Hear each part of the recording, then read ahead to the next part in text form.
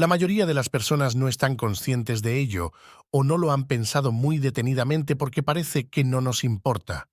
Esto se está volviendo tan grave que estamos llegando a un momento catártico y creo que ha comenzado. Veamos primero los números. Antes de continuar, no olvides suscribirte para conocer más acerca de las finanzas y sobre esta situación de crisis que envolverá este 2024. El crecimiento de la M2 alcanzó su punto máximo en un 27% en 2020 y ha estado disminuyendo desde entonces. Creemos que está acercándose o podría estar por debajo del 3% en comparación con el año anterior, lo que no deja mucho espacio para el crecimiento o la inflación, a menos que la velocidad esté aumentando realmente, es decir, la velocidad con la que el dinero cambia de manos. Estamos en un entorno donde no creemos que la velocidad esté incrementándose.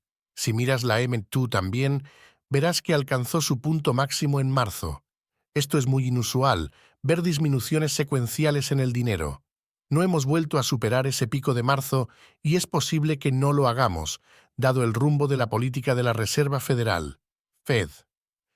Y creo que me gustaría argumentar un poco más aquí que la Fed probablemente está cometiendo un error. Lo digo probablemente porque tengo que hacerlo desde un punto de vista de cumplimiento, pero realmente creo que la Fed está cometiendo un error.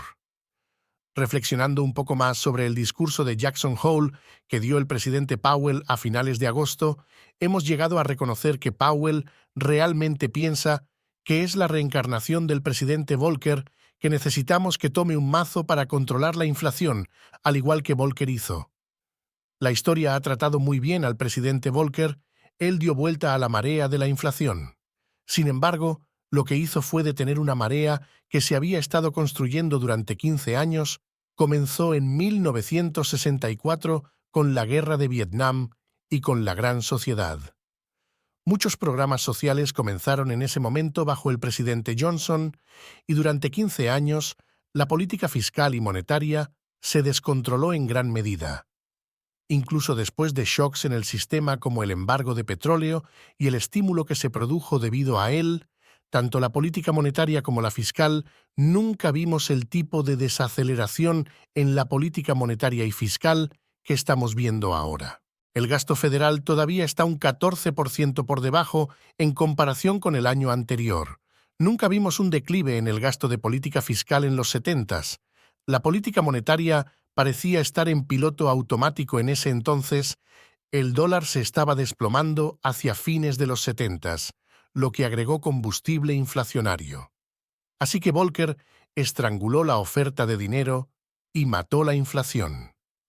Llevó mucho tiempo para que la gente creyera que la inflación había alcanzado su punto máximo en 1981 y hasta 1986, cuando los precios del petróleo colapsaron.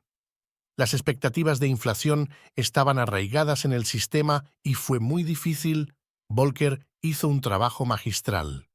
Eso fue durante un periodo de 15 años en el que la inflación se construyó antes de que la Fed se ocupara de ella. Esta vez no fue un problema de 15 años, fue un problema de 15 meses desde nuestro punto de vista, causado principalmente por shocks importantes en el sistema que nunca habíamos visto antes. No teníamos desde la gripe española una pandemia global, y no teníamos los problemas de la cadena de suministro de 2 años que tuvimos debido al pánico de la COVID. Y luego, por supuesto, tuvimos otro shock con la invasión de Ucrania por parte de Rusia. Estos son shocks para el sistema. No fue un periodo de incrustación de expectativas de inflación y, sin embargo, el presidente Powell está tomando un mazo que es realmente más grande, mucho más grande, al menos 6 veces más grande en este momento y podría ser de 8 a 10 veces más grande si la Fed aumenta la tasa de fondos federales. ¿Y qué quiero decir con eso? Bueno, Volcker estaba lidiando con tasas de interés de 2 dígitos. Llevó las tasas de interés del 10% al 20%. En ese momento, consumidores y empresas se habían acostumbrado a maniobrar alrededor de la inflación, aunque suene impactante, pasar del 10% al 20%, y sí tuvo cierto valor de choque, no fue lo mismo que estamos experimentando hoy con el presidente Powell y la Fed. Hoy hemos pasado del 0.25% en la tasa de fondos federales al 5%, no es un aumento de 2 veces. Muchas personas me entrevistaron el otro día y dijeron, «Oh, sí, pero eso era una base tan baja, no hay comparación». De hecho, eso hace que esto sea aún más dramático, eso es lo interesante. La crisis de la deuda de EE.UU podría desencadenar un rally a largo plazo en el oro. Desde marzo de 2020, EE.UU agregó otros 8 billones de dólares en deuda y el oro ha subido un 50%. Comprar oro y plata es una estrategia defensiva cuando no confías en que los funcionarios electos en Washington, D.C. tengan tus mejores intereses en mente. 2008 y 2009, porque estábamos en una crisis terrible en ese momento y tomó mucho tiempo salir de ella, y no teníamos expectativas de inflación integradas en el sistema. Realmente no creo eso en absoluto, y sin embargo, el presidente Powell se comporta como si lo que está sucediendo hoy con la inflación fuera mucho peor que lo que Volcker heredó, comenzando desde una base baja. Es realmente impactante para el sistema, especialmente dado cuánto tiempo han estado bajas las tasas de interés. Entonces, cuestiono la premisa de aquellos que dicen, «Oh, esto es tan diferente, es una base tan baja». Eso es precisamente lo interesante. Es una base baja y esto será un aumento de 16 veces en comparación con un aumento de 2 veces. Hemos estado esperando serias ramificaciones financieras y otras ramificaciones debido a esta política monetaria, y ya hemos tenido la primera, pero la mayoría de las personas aquí en Estados Unidos no están al tanto de ello o no lo han pensado cuidadosamente porque parece que no nos importa. Pero yo estaba en el Reino Unido alrededor del momento en que tuvo su momento cercano a Lehman. ¿Qué queremos decir con eso? Bueno, hay algo llamado inversión impulsada por responsabilidades, LDI, donde los fondos de pensiones coinciden sus pasivos con activos. En su forma pura, coincidirán 1 a 1 la cantidad que tienen que pagar a los pensionados a medida que se jubilan. Sería genial si coincidieran completamente activos con pasivos desde un punto de vista de seguridad del sistema, pero no lo hacen. Con los bancos y un entorno de tasas de interés muy bajas, se acostumbraron a usar derivados y atajos para tratar de lograr el mismo objetivo. Después de un periodo muy largo de tasas de interés muy bajas, escuché a alguien decir el otro día, mientras hablábamos de esta crisis de ELDI en el Reino Unido, que la razón por la que es tan seria es que los patrocinadores de fondos de pensiones y los bancos estaban empezando a pensar, y los bancos estaban empezando a pensar que las tasas de interés permanecerían muy bajas durante mucho tiempo, tanto como pudieran prever, y esa suposición se incorporó a la actividad de derivados que estaban haciendo. Nadie esperaba un aumento brusco en las tasas de interés. Bueno, una vez que eso sucedió, las pensiones comenzaron a recibir llamadas de margen y no podían cumplirlas. De hecho, si las tasas de interés hubieran llegado al 8%, y creo que llegaron al 6% allí, según algunas personas cercanas a esa situación con las que hemos consultado, entonces el sistema de pensiones se habría colapsado. Pero en realidad, no habría sido el sistema de pensiones lo que realmente habría colapsado si los fondos de pensiones no cumplían con esas llamadas de margen, sino los bancos, las contrapartes en este caso para estos derivados.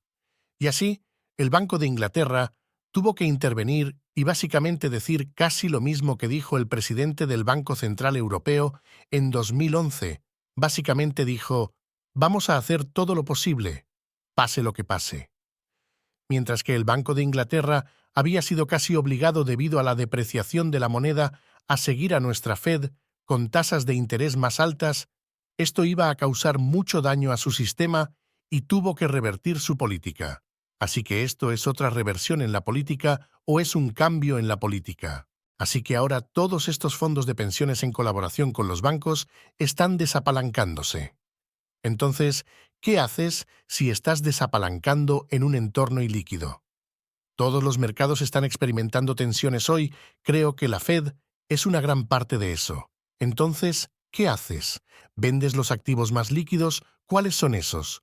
Esos son los bonos del gobierno y estamos viendo que los bonos del gobierno de EE, que están en manos de fondos de pensiones en el extranjero, se están vendiendo, incluso cuando las presiones deflacionarias aumentan. En todas partes pensamos que esto es un poco de crisis financiera y creemos que lo veremos en otros lugares a medida que la Reserva Federal continúe aumentando las tasas de interés, como parece que quieren hacer. Ciertamente, esta semana estuvo llena de discursos de todos los miembros de la Reserva Federal recordando a todos que van a subir las tasas de interés hasta que alcancemos el 2% de inflación. Para ese momento, creo que se habrán desapalancado y habremos pasado la presión máxima asociada con esta sensación de culpa que estamos viendo. Hemos observado otros cambios.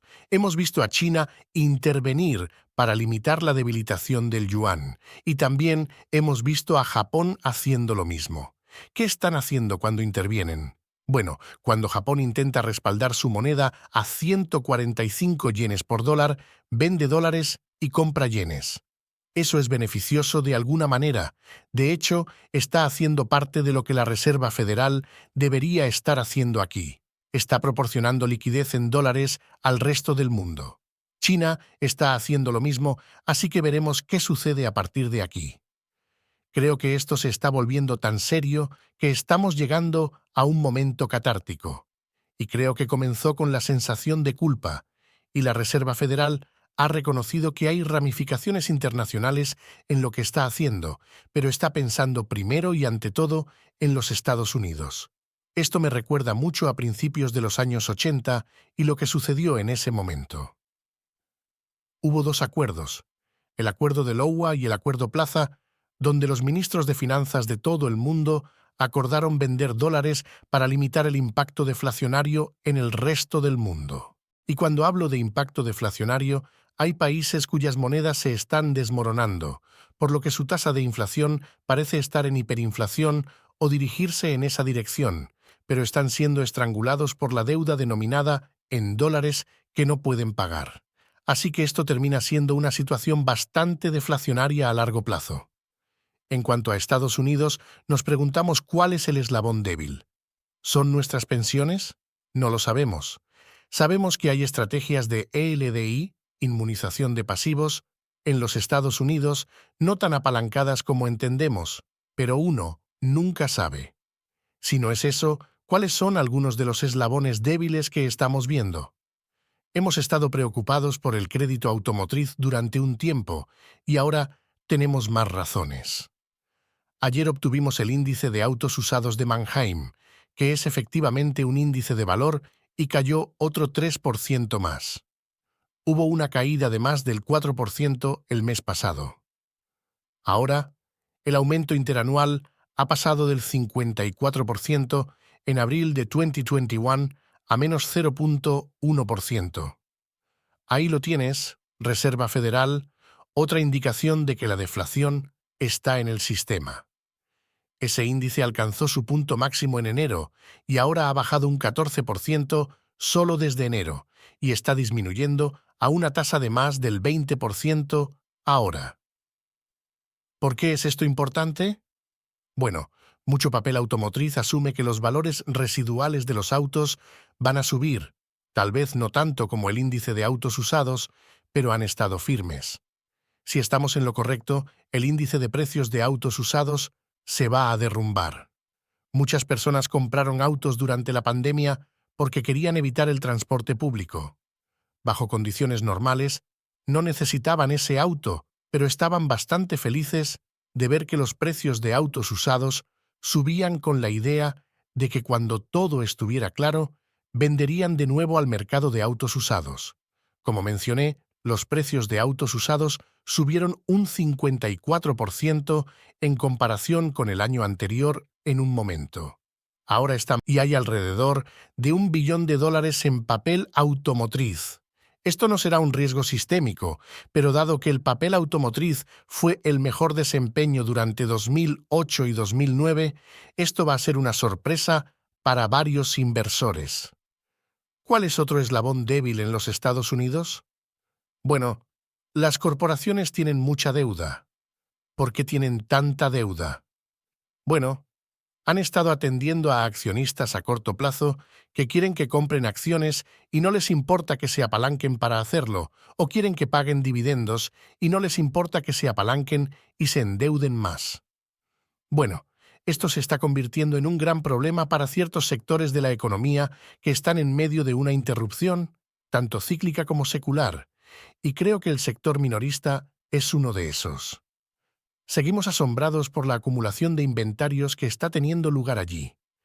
Y la forma en que estamos viendo esto ahora desde un punto de vista deflacionario, y ya sabes, creemos que ese es el riesgo más grande ahora. Hay una serie de indicadores deflacionarios en el horizonte, comenzando por las materias primas, y entraremos en eso en un momento, pero al final del proceso, aguas abajo, a nivel del consumidor, los minoristas están saturados de inventarios. Y el último, bastante provocador, es Nike. Y Nike es tanto minorista como mayorista, pero principalmente vende al por menor. Los inventarios de Nike aumentaron un 44%. Ya había señales reveladoras de que el consumidor se estaba debilitando. Sus inventarios en América del Norte subieron un 68% y los inventarios en tránsito, en su mayoría desde Asia, aumentaron un 85%. ¿Sabes qué va a suceder para despejar los estantes? Nike tendrá que reducir los precios y los minoristas también lo harán. Y creemos que esto es solo un microcosmos de un problema mucho más amplio que hay ahí fuera, y creemos que lo veremos con toda su fuerza. Así que echamos un vistazo a los datos del último mes, porque la Fed dice que se guía por los datos, así que si es basado en datos, hagámoslo. Si observas los datos de los años 80, 90 y 2000, verás que la inflación disminuyó durante los períodos en que la economía estaba muy fuerte. ¿Por qué? Porque la productividad es un subproducto crítico y antiinflacionario de buenas recuperaciones sólidas. Vamos a los precios de las materias primas nuevamente. Fed basada en datos, ¿estás escuchando? Comencemos desde sus picos. El precio del oro ha bajado un 177%, el cobre un 30%, la madera un 73%. Imagina eso, la construcción se está desplomando. El mineral de hierro un 35%, la infraestructura en todo el mundo tiene problemas, especialmente en China. El maíz ha bajado un 177%, la plata un 29%, los precios de los diques, que son chips o semiconductores, han bajado un 46%, el índice de flete báltico ha bajado un 48%, eso es un indicador de problemas en la cadena de suministro. El índice de carga seca báltica, que es solo para bienes secos, ha bajado un 65%, el petróleo ha bajado un 29%, y muchas personas han estado desestimando esto diciendo, sí, pero subieron a precios desorbitados, todavía no han bajado en comparación con el año pasado. Eso ya no es cierto. El oro ha bajado un 3%, el cobre un 177%, la madera un 28% en comparación con el año pasado, el maíz es una excepción, está un 27% arriba. Nuevamente, Ucrania siendo un gran problema allí. La plata está un 9% abajo, los precios de los diques están un 33% abajo, el petróleo, oh sí, el petróleo y el maíz, el petróleo está un 14% arriba, ha tenido un gran aumento recientemente, pero creemos que, habiendo bajado de $130 a $90, está en una tendencia a la baja principalmente debido a la destrucción de la demanda. Hay otro tipo de precio más esotérico por ahí. Lo recuerdo de mis días sumergiéndome profundamente en la economía, y son los precios de las cajas de contenedores. Esto te da una idea de cuán ajustado está el mercado de contenedores debido a una gran cantidad de comercio que está teniendo lugar. Así que han bajado un 29% desde su punto máximo y alrededor del 53% desde hace un año. Simplemente tomando la evidencia y uniéndola de esta manera, hay muchos datos que están guiando a la Fed, que es lo que dicen que está sucediendo, pero no creemos que esté sucediendo. Acabo de mencionar muchos ejemplos, así que vayamos a los mercados y resumamos bastante rápido aquí. No hay mucho que decir, los mercados están vendiendo en todos los ámbitos y eso es muy inusual. Se asocia con crisis y es una evidencia más convincente para nosotros de que la Fed está demasiado ajustada y que hará un giro, y cuando lo haga, pensamos que será significativo. Primero, podría ser simplemente retórica, porque siempre les gusta prepararnos para cuáles serán los próximos movimientos, y aún no hemos escuchado esa retórica a pesar de todas las pruebas que acabo de compartir contigo. Pero esa evidencia que acabo de compartir contigo nos dice que la Fed va a recibir el mensaje alto y claro de alguna manera, y puede que no se refleje en los números que quieren ver, pero lo hará. Son indicadores rezagados enormes. Están basando la política en indicadores rezagados, no en lo que deberían estar haciendo. Si tomas acciones y bonos y ves lo que ha sucedido desde el pico, verás que la pérdida para los inversores es más del doble de lo que vimos en el 0,8 y 0,9. Así de malo es esto porque los bonos se están vendiendo con las acciones esta vez. Y una de las razones de eso es la paralización de la liquidez, como mencioné. Si las personas enfrentan llamadas de margen o están en dificultades financieras, van a vender su activo más líquido, no tendrán elección, especialmente con las llamadas de margen. Los activos más líquidos tienden a ser bonos del gobierno, y creo que eso es por eso que estamos viendo la recuperación en los bonos del gobierno a pesar de todas las señales deflacionarias en el horizonte. Curiosamente, parece que nos dirigimos hacia un momento catártico que resultará en algunas señales financieras a las que la Fed tendrá que prestar atención. Quizás no tuvo que prestar atención a la sensación de culpa, pero debería porque es la razón por la que ocurrió el evento de Lehman en el Reino Unido. Está más oscuro antes del amanecer. Creemos que el giro está cerca y ciertamente esperamos que la Fed se aleje de esta necesidad de unanimidad y de un frente unido cuando realmente tenemos a todos estos miembros y presidentes de la Fed por una razón, para debatir, y sentimos que ese debate está siendo sofocado. El debate debería estar impulsado por datos, pero no puede ser así. Si fueran, no estarían unánimemente pensando en este momento. Si te ha gustado, no dudes en dar me gusta y suscribirte para seguir conociendo acerca de las finanzas y sobre todo acerca de la recesión que nos espera este 2024 y poder así ponerlo a nuestro favor.